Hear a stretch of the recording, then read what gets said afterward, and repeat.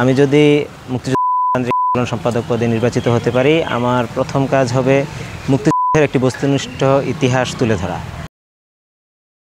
দেখেন, আমরা জুলাই পরবর্তী সময়ে আমাদের প্রায় 1 বছরের বেশি সময় অতিক্রান্ত হয়েছে, কিন্তু আমাদের বিগত 16 বছর সহ মুক্তিযুদ্ধের পর থেকে শুরু করে এখন পর্যন্ত আমরা মুক্তিযুদ্ধের যে ইতিহাস জানি, যে ইতিহাস চর্চা করি, তা একটি দলীয় ইতিহাস হিসেবে আমার কাছে মনে হয়েছে। আওয়ামী ন্যারেটিভে আমরা সেই ইতিহাসকে দেখে এসেছি। সেই জায়গা থেকে বের করে এনে আমি চেষ্টা করব আমার জায়গা থেকে চট্টগ্রাম বিশ্ববিদ্যালয়ে একটি একাডেমিক রিসার্চ সেল গঠনের মাধ্যমে এবং রাষ্ট্রীয় পৃষ্ঠপোষকতার মাধ্যমে একটি বস্তুনিষ্ঠ ইতিহাস তৈরি করা, একটি বস্তুনিষ্ঠ ইতিহাস সংরক্ষণের সর্বোচ্চ প্রচেষ্টা আমার থাকবে।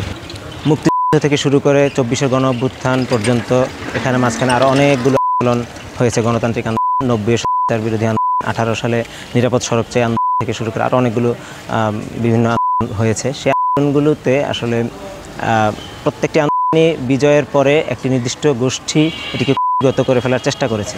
জনতার বিজয় কখনোই জনতার হয়ে ওঠেনি।